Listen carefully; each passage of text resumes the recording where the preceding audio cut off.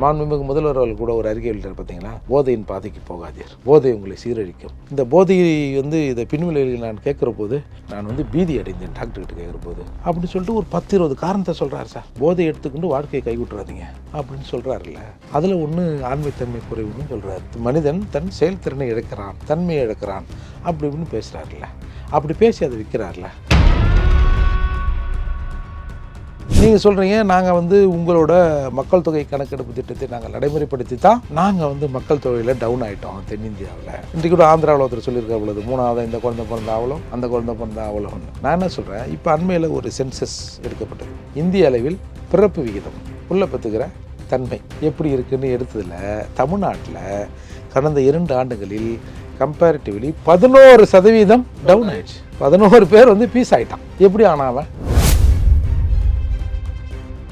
ஒரு பெண்ணும் ஒரு ஆணும் சேர்ந்து ஒரு போதை வசதியை யூஸ் பண்ணுறாங்க. ஒரு 2 மணி நேரம் 3 மணி நேரம் ஒரு கிறக்கத்தில் இருக்கிறாங்கன்னா வெறும் கிறக்கத்தோடு இருந்துட மாட்டான். கூட ஒரு பெண் இருக்கிற போது கிறக்கத்தோடு இருக்காது. அவன் அடிக்கிற போது வேற ஏதாவது நினைச்சிங்கன்னா அடிச்சான்னு வச்சுங்க, அந்த வேலை அங்கே நடந்துடும். அப்போ இது ஒரு மிகப்பெரிய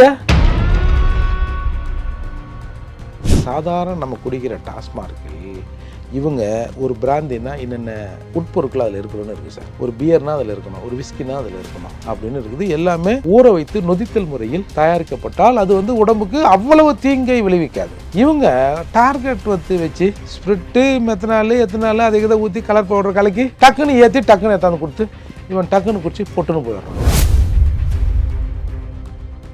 ஒரு நாளைக்கு தமிழகத்தில் 1,28,00,000 பேர் குடிக்கிறானா சார். அப்போ 1,28,00,000 சரி, ஒரு 25 லட்சம் 1,4 கோடின்னு வைப்போமே, இருக்கிறது 7.5-8 கோடின்றான்ல, இதுல 1.25 கோடி குடிக்கிறான் சார். 1.25 கோடி இது எங்க போய் நிற்கும்? நீங்க இந்த சோசியல் ட்ரிங்கர்னு ஒன்று சொல்லுவாங்க, எப்பயோ ஒரு நாள் அக்கேஷனுக்கு குடிக்கிறவன் அவன்லாம் இந்த லிஸ்ட்ல வரமாட்டான். டெய்லி குடிக்கிறவன் ஒரு நாளைக்கு 150 கோடி மது விற்பனை நடக்கிறது. அப்படின்னா மயிரா விளங்குங்க.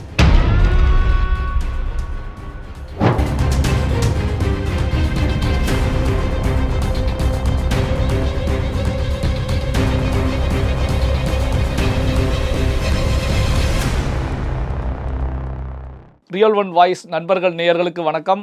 பல்வேறு முக்கியமான தகவல்களை நம்முடைய வாசகர்களுடன் பகிர்ந்து வரும் புரட்சி தமிழகம் கட்சி தலைவர் வழக்கறிஞர் ஏர்போர்ட் மூர்த்தி அவர்கள் நம்முடைய இருக்கிறார். வணக்கம் சார். மார்ச் 9ஆம் தேதி முதலமைச்சர் மு.க. ஸ்டாலின் அவர்கள் தலைமையில் எம்பிக்களுடைய கூட்டம் நடைபெற்றது. இந்த கூட்டத்தை பொறுத்த வரைக்கும் அந்த பாதிக்கப்படக்கூடிய தொகுதி சீரமைப்பு வேலைகளில் பாதிக்கப்படக்கூடிய ஒரு 7 மாநிலங்கள் தேர்வு செய்யப்பட்டு, அதாவது தமிழகம், கேரளா, கர்நாடகா, ஆந்திரா, தெலுங்கானா, ஒடிசா, மேற்கு வங்கம், இந்த 7 மாநிலங்கள் தேர்வு செய்யப்பட்டு இந்த மாநிலங்களில் இருக்கக்கூடிய 29 கட்சிகள், இந்த 29 கட்சிகளிடம் பேசுவதற்காக ஒரு டீமை தமிழக முதலமைச்சர் ஃபார்ம் பண்ணியிருக்காங்க. இந்த டீம் எப்படின்னா, ஒரு அமைச்சர் ஒரு எம்பி கொண்ட குழு அந்த மாநிலத்துக்கு சென்று அங்கே இருக்கக்கூடிய கட்சியில பேசுவாங்க அப்படின்னு சொல்லி அமைக்கப்பட்டிருக்கு. இதை எப்படி பார்க்குறீங்க? சரி, இப்போ நாடாளுமன்ற நிலைக்குழு இந்த தொகுதி மறுசீரமைப்புக்கு இந்திய அரசு மத்திய அரசு அமைச்சிருச்சா? இல்லை, இன்னும் அமைக்கல. சரி, இது எப்போ தொடங்கும்? அதற்கான இதுவும் மத்திய அரசாங்கத்தால் அனௌன்ஸ் எதுவும் செய்யப்படலை. இது அடிப்படையில் முதல்ல இதை தொடங்குறதுக்கு இப்போ பார்லிமெண்ட் கட்டியாச்சு, அது ஒன்றும் பிரச்சனை இல்லை. அதை கிட்டத்தட்ட ஒரு 790 பேர், 800 பேர் உட்காரலான்னு வச்சுங்க. சீட் கணக்குப்படி பார்த்தா ஒரு 748 50ன்றாங்க. ஒரு 800 பேரும் கணக்கு வச்சுங்க. பார்லிமெண்ட் இப்போ ரெடி. பார்லிமெண்ட் ரெடினா எங்கன்னா ஊரில் பொறுக்கிற 4 பேரை கூட்டி உட்கார வச்சிட முடியுமா? தொகுதி வரையறை பண்ணணும். இப்போ இவங்க கணக்குப்படி ஒரு 740 750 வரும்னு சொல்கிறாங்க. அப்போது அதுவும் மாறி மாறி தான். 728ன்றாங்க ஒருத்தர், 745ன்றாங்க ஒருத்தர். சரி, ஏதோ ஒன்று வரட்டும் சார். முதல்ல இதுக்கு அடிப்படை என்ன? அடிப்படை ஒரு 10 லட்சம், ஒரு 15 லட்சம்னு நிர்ணயிக்கணும். ஒரு 10 லட்சத்துக்கு ஒரு எம்பி அப்படி தீர்மானிக்கின்ற மாதிரி தான் இப்போ கணக்கு. இப்போ ஏற்கனவே இந்த 543 எம்பிங்கிறது எதை வச்சு தீர்மானிக்கப்பட்டது? மக்கள் தொகை அடிப்படையில் தான் தீர்மானிக்கும். 1971 எடுக்கப்பட்ட மக்கள் தொகை கணக்கீடு. அப்போ 543. இப்போ நம்ம இதை பிரிக்கிறோம்னா திரும்பவும் என்ன பண்ணணும்? மக்கள் தொகை கணக்கீடு செய்யப்பட்டு அதன் மூலமா தொகுதி வரையறை செய்ய 2011 மக்கள் தொகை கணக்கெடுப்பு எடுக்கப்பட்டது. 22 ஏன் எடுக்கப்படல? கொரோனா காலம். அப்போ நாளைக்கே அதை அறிவிச்சா கூட ஒரு கிட்டத்தட்ட ஒரு இந்தியா முழுக்க எடுக்கிறதுக்கு ஒரு வருடங்கள் 2 வருடம் ஆகும். மக்கள் தொகை கணக்கெடுப்பு எடுத்த பிறகு அதுக்குள்ளே இப்போ நாட்டில் சாதிவாரி கணக்கெடுப்பை சேர்த்து எடுக்கணுன்றாங்க. அப்படி எடுக்கிற போது அந்த ஸ்டேட்டஸ் எடுக்கிறதால அது கொஞ்சம் கால எக்ஸ்டெண்ட் கூட ஆகலாம். அப்படி இருக்கிற போது இந்த கணக்கெடுப்பு எடுத்த பிறகு இதை எப்படி பிரிக்கலாம்னு ஒரு குழு போடுவாங்க. அந்த குழுவில் ஒவ்வொரு மாநிலத்திலும் இருந்தும் 5 எம்பி 5 எம்எல்ஏ இருப்பாங்க. இது எல்லாம் பார்மேஷன் பண்ணி பாராளுமன்ற நிலைக்குழுக்கு போய் அதுக்கு அது ஒப்புதல் அளித்து அது வர்றதுக்குள்ளே குறைஞ்சது இன்னும் 2-3 வருடங்கள் ஆகிடும் இந்த பிலிமினரியாக ஸ்டார்ட் பண்ணுறதுக்கு. இப்போ என்ன உங்களுக்கு அர்ஜென்ட் இதில்? நீங்கள் சொல்கிறீங்க நாங்கள் வந்து உங்களோட மக்கள் தொகை கணக்கெடுப்பு திட்டத்தை நாங்கள் நடைமுறைப்படுத்தி தான் நாங்கள் வந்து மக்கள் தொகையில் டவுன் ஆகிட்டோம் தென்னிந்தியாவில். இன்றைக்கு கூட ஆந்திராவில் ஒருத்தர் சொல்லியிருக்க அவ்வளோது 3வது இந்த குழந்தை பிறந்த அவ்வளோ அந்த குழந்தை பிறந்த அவ்வளோன்னு. நான் என்ன சொல்கிறேன், இப்போ அண்மையில் ஒரு சென்சஸ் எடுக்கப்பட்டது. இந்திய அளவில் பிறப்பு விகிதம் புள்ள பெற்றுக்கிற தன்மை எப்படி இருக்குன்னு எடுத்ததில் தமிழ்நாட்டில் கடந்த 2 ஆண்டுகளில் கம்பேரிட்டிவ்லி 11% டவுன் ஆயிடுச்சு. 11 பேர் வந்து பீஸ் ஆகிட்டான். எப்படி ஆனாவன்? என்ன காரணமாக இருக்கும் அவர் குறைவதற்கு? ஏன்னா அரசாங்கத்தை பொறுத்த வரைக்கும் இப்போ எந்த விதமான குழந்தை பிறப்புக்கான கட்டுப்பாடுகளும் பெரிய அளவில் இல்லை. சரி, அப்போ என்ன காரணம் குழந்தை பிறப்பு? நீங்கள் ஒரு 10-20 வருடங்களுக்கு முன்னால் இந்த செயற்கை கருத்திருப்பு மையம் ஜெமினி கணேசன் மகள் இருக்காங்களே, அவங்க வந்து ஒரு ஹாஸ்பிட்டல் வந்து பூந்தமல்லி ஐரோவில் நடத்தியிருந்தாங்க. தமிழ்நாடு முழுக்க ஏன் வெளி ஸ்டேட்ல இருந்து கூட இந்த மாதிரி செயற்கை முறையில் கருத்தரிப்பதற்கு அங்கே தான் அணுகுவாங்க. இப்போ நீங்கள் சும்மா அப்படி கண்ணை மூடி திறந்து பாருங்களேன், தெருவுக்கு தெரு ஃபெர்டிலிட்டி சென்டர் அதிக அளவில் இருந்துகிட்டு இருக்கு. நாளைக்கு வீட்டுக்கு வந்து வாங்கன்னு கூப்பிட்டா கூட ஆச்சரியப்படுறதுக்கு இல்லை. அரசாங்கம் எக்மூரில் ஒரு 2 கோடி ரூபாய் செலவில் அரசாங்கமே ஒரு ஃபெர்டிலிட்டி சென்டரை திறந்து வச்சுருக்கான். நீ சும்மா வா, உன்னை தகுதி உள்ள ஆளாக திருப்பி அனுப்புகிறேன் அப்படின்னு விளம்பரம் பண்ணுறாங்கல்ல.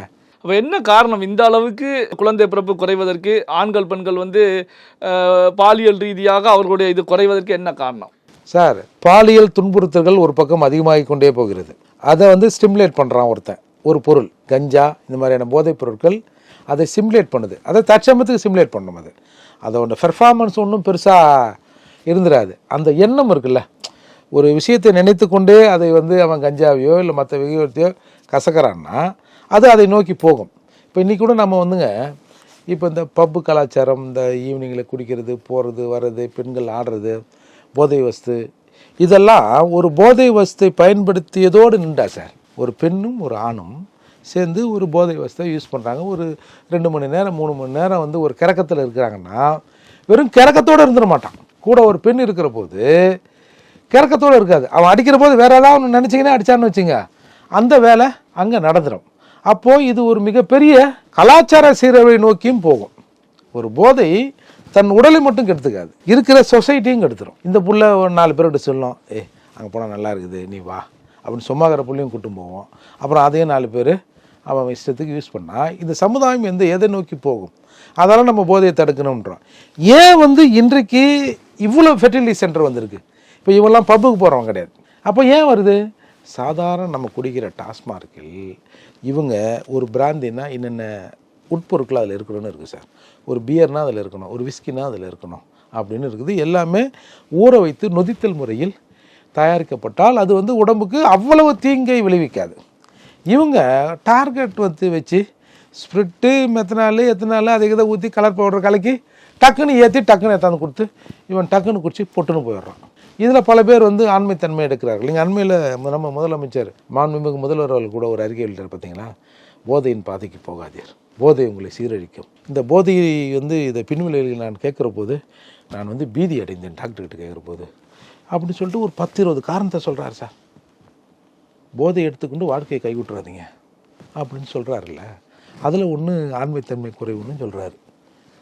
மனிதன் தன் செயல்திறனை இழக்கிறான், தன்மையை இழக்கிறான் அப்படி இப்படின்னு பேசுகிறாருல்ல, அப்படி பேசி அதை விற்கிறாருல, அதை குடிச்சிட்டு தான் இன்றைக்கி 11% குறைவாயிருக்கு. இது எல்லா ஸ்டேட்லேயும் குடிக்கிறாங்க சார். ஆனால் எல்லா ஸ்டேட்லேயும் யூசி நீங்கள் வந்து இங்கே வாங்குகிற சரக்குக்கும் பாண்டிச்சேரியில் வாங்குகிற சரக்குக்கும் எவ்வளவோ வித்தியாசம் இருக்குது.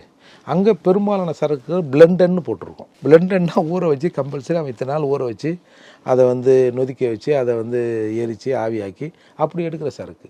இங்கே நமக்கு அப்படி இல்லை. டார்கெட் ஃபிக்ஸ் பண்ணுறோம்ல. ஒரு இப்போ கடந்த புத்தாண்டுக்கு 3 நாள் 4 நாள் 725 கோடி நம்ம குடித்தால நம்ம ஆள்.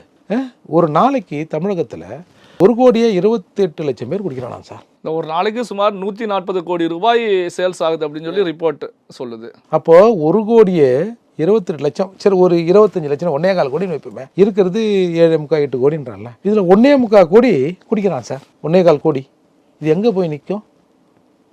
நீங்கள் இந்த சோஷியல் ட்ரிங்கர்னு ஒன்று சொல்லுவாங்க. எப்பயோ ஒரு நாள் அக்கேஷனுக்கு குடிக்கிறவன் அவன்லாம் இந்த லிஸ்ட்டில் வரமாட்டான். டெய்லி குடிக்கிறவன் ஒரு நாளைக்கு 150 கோடி மது விற்பனை நடக்கிறது. அப்படின்னா மயிரா விளங்குங்க என்ன பண்ணுவான் அவன்? இப்போலாம் நீங்கள் இன்னும் கொஞ்ச நாள் பாருங்களேன், இந்த இந்திக்காரெலாம் வரான்ல, அசால்ட்டாக நம்மளால் 5 பேர் ஒரு ஆள் அடிச்சிருவோம். இவன்லாம் இப்படி ஆகிட்டான் சார். நம்ம இருக்கும்போது நல்லா திடமாக இருந்தவன்லாம் இப்போ இன்றைக்கி இப்படிலாம் இருக்கான். அப்படி இருக்கும்போது ஒரு பெரிய ஆபத்தை நோக்கி தமிழகம் போகுது. இந்த நிலையில் தான் இவங்க நாங்கள் வந்து இந்த குடும்ப கட்டுப்பாடை நாங்கள் அமல்படுத்தினால எங்களுக்கு இது போகுது அப்படின்ற மாதிரி தொகுதிகளை நாங்கள் இழக்க நேரிடுறோம். கிட்டத்தட்ட ஒரு 8 தொகுதி எங்களுக்கு போயிடுன்னு இவங்களா ஒரு விஷயத்தை சொல்கிறாங்க. மோடி அவர்கள் ஆந்திராவில் தேர்தல் பிரச்சாரத்தில் தான் இந்த விஷயத்த சொன்னார். இந்த மாதிரி மறுசீரமைப்பு பண்ண போகிறோன்னாரு. அப்புறம் அமித்ஷா சொன்னார், இது அந்த மாதிரிலாம் தமிழகத்திலலாம் தென்னிந்தியாவில் குறைவதற்கான வாய்ப்பு இல்லைன்ற. சார், குறையுதோ கூடுதோ இன்னும் அது டிசைட் பண்ணப்படலை. அதை டிசைட் பண்ணுறதுக்கு ஒரு கமிட்டி அமைக்கப்படும். நம்ம தமிழகத்தில் இருக்கிற ஒரு 5 MP 5 MLA அங்கே போவாங்கள்ல, அப்போல்லாம் இந்த பிரச்சனையை கலப்பணும். இன்னும் மக்கள் தொகை கணக்கெடுப்பே இன்னும் ஆரம்பிக்கலை. அப்போது இவங்க எதையோ ஒன்றை திசை மாற்றுவதற்கு, எதையோ ஒன்றை எடுப்பதற்காக நினைத்து இதை எடுத்திருக்காங்க தான் நான் பார்க்குறேன். இப்போ இதில் பார்த்தீங்க அப்படின்னா, இப்போ கேரளா முதலமைச்சரை சந்திக்கிறதுக்கு பிடிஆர் பழனிவேல் தியாகராஜனுடைய பெயர் அடிபட்டு இருக்கு. மேற்கு வங்கம் செல்வதற்கு கனிமொழி அவர்களும், அதே நேரத்தில் பார்த்தீங்கன்னா ஒடிசா செல்வதற்கு டிஆர்பி ராஜா, ஆந்திராவுக்கு ஏவா வேலு அப்படின்னு சொல்லி ஆந்திராவுக்கு ஏன் ஏவா வேலு? ஏவா வேலுவை தான் ஆந்திராவுக்கு போட்டிருக்காங்க. என்ன அவர் திருவண்ணாமலை இங்கே, ஆந்திரா அங்கே. இப்போ ஆந்திரான்னா பக்கத்துலேயே நம்ம துரைமுருகன் இருக்காரு. ஏன் துரைமுருகனை போடல? ஆனால் துரைமுருகன் கூட அந்த பார்டர் தானே, பார்டரில் இருக்கும். சில பேர் தெலுங்கு பேசுவாங்க. பிறப்பால் தெலுங்கராக இருக்கிற ஒருத்தர் வேணாம் தான் அங்கே போனால் தான் அவர் ஒன்றுமா மிங்கில் ஆவாங்க பொழுதுல. அதுக்காக ஏவா வேலு அங்கே போட்டாரோ ஆந்திராவுக்கு? ஒரு கனிமொழி ஒரு பெண், சரி அந்த அம்மா பெண் அப்படின்றதுக்காக போட்டிருக்கலாம். கேரளாவுக்கு பிடிஆரா? கேரளாவுக்கு பிடிஆர் பழனிவேல் தியாகராஜன். நெல்லை நமது எல்லை, அதுக்கப்புறம் தொல்லைன்னாரு ஒரு தடவை. அந்த ஊருக்கு இவரை போட்டிருக்காருல்ல. சரி, ஒரு நல்ல விஷயந்தான். என்னத்தையாவது ஏங்குற மாதிரி காட்டணும்ல சார். இன்றைக்கி நாட்டில் ஏகப்பட்ட பிரச்சனைகள் இருக்குது. எந்த பிரச்சனை, மக்கள் பிரச்சனை பற்றி எதுவுமே கவலைப்படாமல் இப்போ நம்ம பேசுகிறோம்ல, இது அவர் அங்கே போனாரா, இவர் இங்கே போனாரா, அவர் அதுக்கு போனாரா, அவர் இதுக்கு போனாரான்னு. அப்படி இதை ஒரு பேசு பொருளாக சார் இன்னும் 1 வருடம் இருக்குது சார் ஆட்சிக்கு.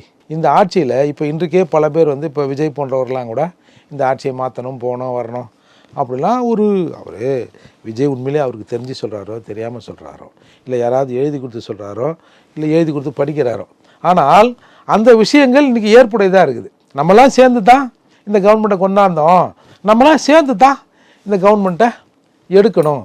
அப்படிங்கிற போது அவர் சொல்கிற வார்த்தை இங்கே பரவலாக இன்றைக்கி இங்கே பேசு பொருளாக மாறி நிற்கிறது. நிறைய பேர் போய் முட்டிக்கு நாங்கள் போய் நிற்கிறான்ல.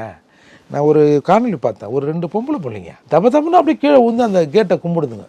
என்ன இந்த இளைய சமூகம் எப்படி தான் வளருது, என்ன ஏது? ஏதோ 4 இந்த ஆம்பளை பசங்க ஒரு 4 பேர் சேர்ந்துங்கன்னு போய் ஒரு 4 படத்தை விசில் அடிச்சுன்னு பார்க்குறான்னா கூட அதில் ஒரு அர்த்தம் இருக்குது. பொம்பளை பிள்ளைங்க என்ன நினச்சி அங்கே கீழே கும்பிடுதுங்களோ நமக்கு தெரியல. அப்பேற்பட்ட சூழ்நிலையில் விஜய் போன்றவர்கள் பேசுகிற பேச்சு கூட ஒரு பேசு பொருளாக மாறுதில்ல.